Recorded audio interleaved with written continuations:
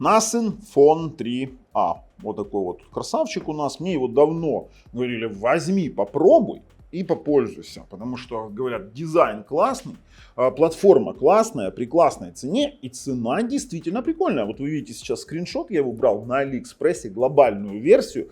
И вот ссылка в описании под видео на проверенного продавца, еще и на купон, который мы вам даем на Алиэкспресс для скидки, на aliexpress.com, если вы там закупаетесь. И я, вы знаете, для себя на Nasen это была такая мечта, но за большие деньги я бы его не брал. У меня, в принципе, есть нормальные смартфоны, и вот там, допустим, вот у меня есть там Google Pixel, например. Но его-то позиционируют как конкуренту какого-нибудь Google Pixel 8a, да, там слабенькому, не слабенькому, а облегченному, скажем так. Я его купил и хотел очень сильно попробовать вот этот вот, сейчас я покажу, сейчас, одну секундочку, есть, кстати, отпечаток пальцев прикольный. Сейчас мы возьмем, включим вот этот вот Glyph эффект, или как он там называется, сейчас, вот, да, Glyph интерфейс. Вот эти вот приколы, понимаете, когда там вот эти светляки, все это прикольно выглядит, прикольно этот, но я вам скажу, это баловство. Баловство все, несмотря на его платформу Snapdragon 7S Gen 3, которая действительно классная, мы об этом еще сейчас поговорим. И вот самые лучшие камеры, как они заявляют, что это их прям прорыв у компании Nasen. Смартфон имеет ряд недостатков, но не критичных. И недостатки первые, это то, что во втором, в 2А был пластик сзади, и здесь стекло. Я вам скажу, для меня, слишком много риска падения. А падение, потому что, извините меня, пластиковое вот это вот у нас обод пластиковый, и он скользкий. Чехлов нормальных под него, ладно, нашли. Какой тогда смысл в этом интерфейсе светящемся, да, какую-то прозрачную сюда вешать силикон какой-то прозрачный. Хорошо, повесили. Постоянно под ним мусор. Такое себе, знаете. По мне, так это баловство. При том, что телефон действительно получился лопатой. Одной рукой оперировать тяжело. Большой экран, хотя достаточно яркий, до 3000 нит в пике, это вот прям классный показатель. Но при этом достаточно посредственная камера, несмотря на то, что она для его цены действительно неплоха. Давайте такой небольшой тест, дальше мы еще про камеры поговорим. Вот видео наше вот 1080p60, включаем, потому что здесь 4К 30. Давай, вот этот вот смартфон держи рядышком, давай я включу тебе запись, давай. Вот, как мы любим, да, снимать вот в таких вот условиях. Привет, друзья, да, вот два смартфона. Вот он сейчас соревнуется с OnePlus 13. Да, в нем есть стабилизация, это прям суперово. Да, прям он работает именно, знаете, более стабильно. Android 15, обновление будет аж до Android 18, это тоже суперово. Но насколько он получился интересным, я предлагаю сейчас перейти, распаковать, а потом уже с вами обговорить все те нюансы, которые мы сами за ним, скажем так, заметили. Все, давайте переходим.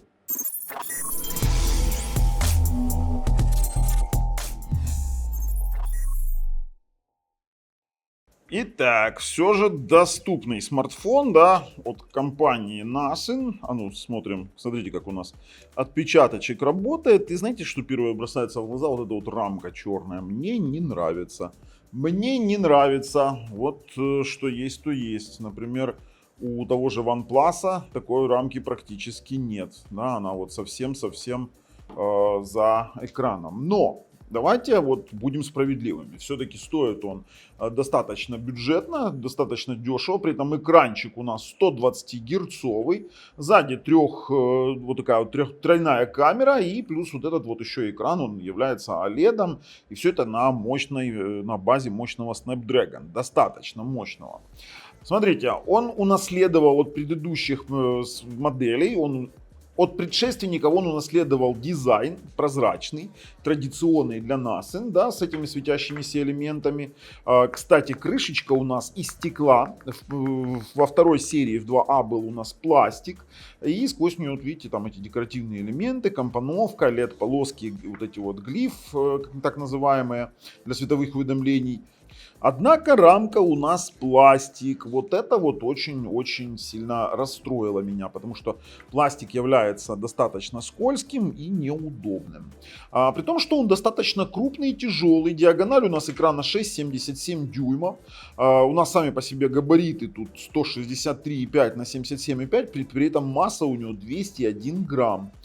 Кстати, экран у нас, вот переднее стекло, это Panda Glass, не Corning Gorilla, и у нас защита здесь IP64 от брызг. Хотя вот у конкурентов есть четко, даже в такой ценовой категории IP67 уже можно погружать в воду. Этот погружать в воду нельзя.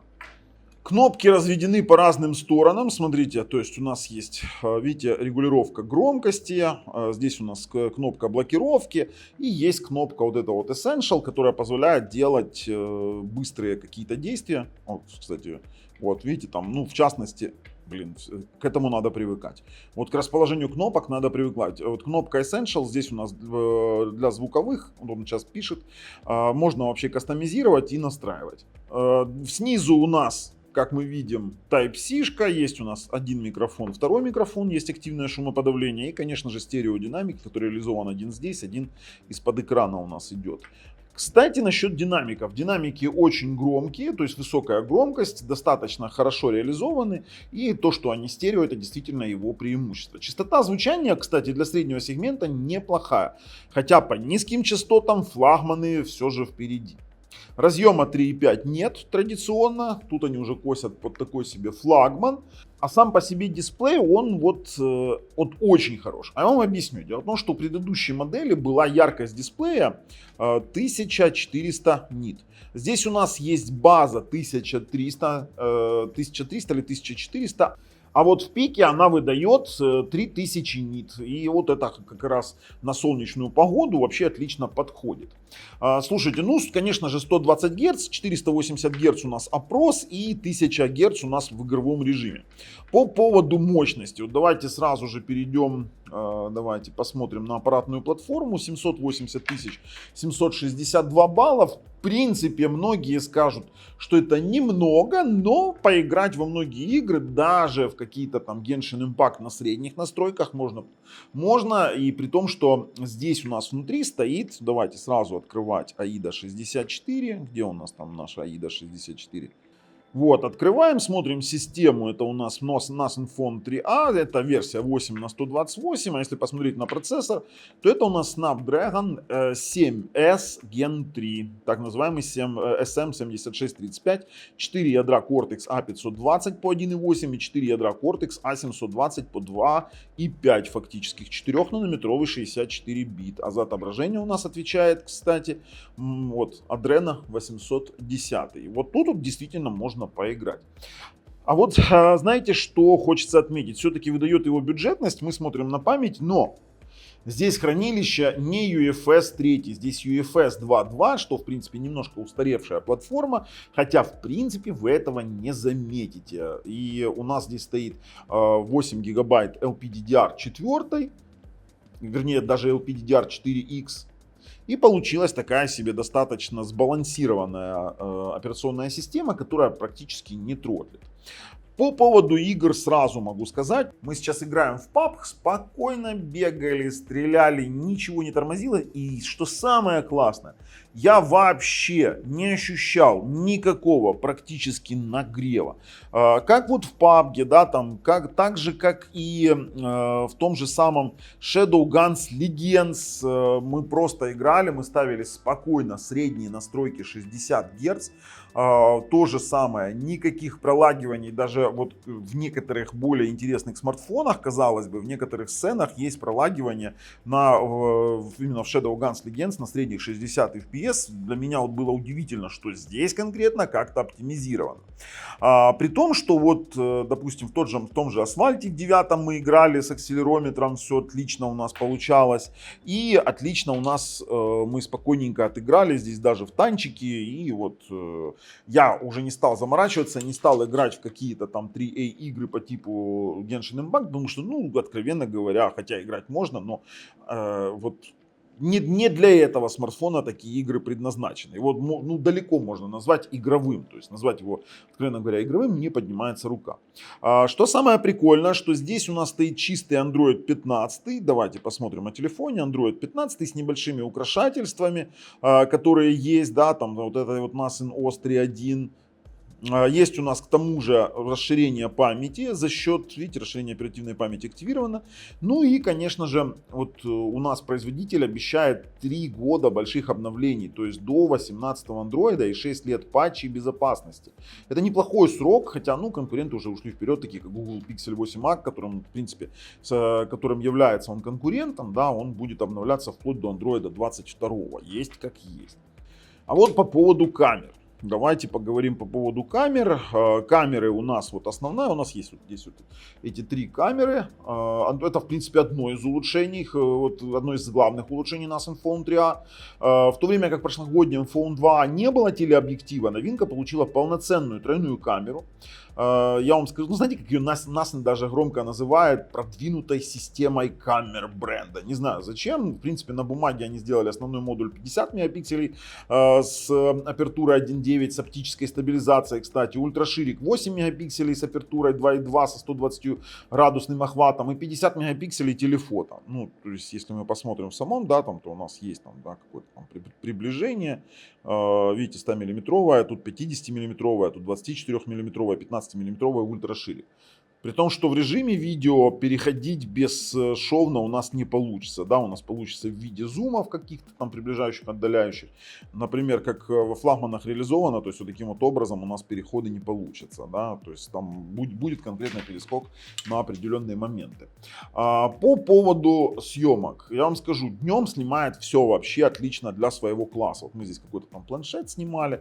На самом деле очень много мы фотографий наделали. Смотрите, ну пацаны вам ставят оригиналы фото, которые мы делали именно на большом экране. Смотрите, у нас очень неплохая стабилизация, то есть видео снимает четко. Смотрите, видео снимает четко, хороший HDR, но я вам скажу, при фотографировании HDR вот будет некоторая проблема. Иногда затвор работает с задержкой и могут быть шлейфы. Экспозиция идеальна практически, да, и камера в принципе на таких достаточно неплохом уровне фотографирует. Мне вот понравилось именно дневной снимок, смотрите, детализацию даже видео, то есть мы особо каких-то проблем не заметили. А вот с ультрашириком, конечно, там проблем побольше. Мы когда тестировали, и, знаете, какие-то общие планы широкие можно пофотать, а ввязываться, допустим, в детализацию не получится, и просто-напросто будет проблема. Ночная съемка неплохая, есть классный режим ночной съемки с искусственным интеллектом, и, откровенно говоря, не очень люблю и фишки. Ссылки закинул в описании под видео на оригиналы этих фото и видео, для того, чтобы вы сами могли оценить. Насчет автономности и зарядки. Нас оснастила батарея 5000 мА. Давайте опять же в ту же самую AIDA вернемся, в систему батареи 5000 мА. И в принципе, я вам скажу, вот было бы неплохо, как у предшественника. Но, однако, благодаря более экономичному чипсету, то есть, ну, если в прошлом был Dimensity, здесь Snap 7S Gen 3 потребляет приблизительно от 8 до 10% меньше энергии, чем в прошлой модели. Оптимизация софта, автономность вот получше, вот вышла получше. Я, кстати, когда изучал, вот они очень сходили с моими реальными отзывами. Устройство спокойно держится целый день, активного использования к ночи остается где-то 15-20% заряда. А если там я начинаю тошнить и более умеренный какой-то заряд, ну, вернее, щадящий режим, то еще и вот хватает на 2 дня нормального пользования. Хотя в играх 6-7 часов максимум, что вы сможете получить. А вот беспроводной зарядки тут нет, хотя опять же у его конкурента, у того же самого OnePlus, ой, не у OnePlus, а у Pixel он есть, к сожалению. Ну и что могу сказать, давайте пройдемся по плюсам, по минусам. Хочу показать вот эту вот систему Glyph, да, которая есть и классно работает, смотрите. Вот, Glyph интерфейс, когда вы устанавливаете рингтоны, давайте, смотрите. Вот это вот так вот работает, да, там какой-то вот классный дизайнчик, смотрите, прикольчик, да, вот это вот его, конечно, фирменная плюшка, да, с этими дизайнами. Мне понравилось. 120-герцовый экран мне тоже понравился. Все вроде бы понравилось, но давайте вот по плюсам и по минусам данного смартфона. Стеклянная спинка, пластиковая рамка, красивые, но прочность и комфорт, откровенно говоря, падает, скользит в руке, очень сильно скользит в руке. Не самая высокая защита, то есть именно я имею в виду влаговода IP64 по сравнению с конкурентами уже часто IP67. Большие габариты, вес 201 грамм, одной рукой пользоваться неудобно, ну по сути лопата, то есть вверх вы хрен дотянетесь, одной рукой вам придется в любом случае подключать другую. Ну то, что нет 3,5 мм разъема, уже хрен с ним, а вот то, что используется UFS 2.2, устаревшее хранилище и память LPDDR4X, когда у конкурентов уже вовсю в таком ценовом сегменте идет UFS 3, либо 4, либо еще и на LPDDR5, ну тут уже такое. Игры на максималке идут вообще не идеально, и это далеко не игровой смартфон, и назвать его таковым не поднимается рука. Нет беспроводной зарядки, и, кстати, в комплекте блока на 50 Вт нет, хотя он поддерживает именно 50-ваттную быструю зарядку, и вам придется блок докупать отдельно. Но это уже тенденция флагманов, хотя это же не флагман. О чем не заряжается? Ахните прикол. Он от фирменной зарядки OnePlus не заряжается. Вот это прикол, а? Вот это прикол. Слушайте, лисичка, прикидываешь? Смотрите. То есть это вот быстрая зарядка. На фирменной зарядке OnePlus он не заряжается. Нет? Нет, вообще ее не видит. Какой? Да, прикинь. А вот на левой зарядке, вот быстрая, он заряжается. Ну, такое вот быстрая зарядка идет. Интересно, ну есть как есть.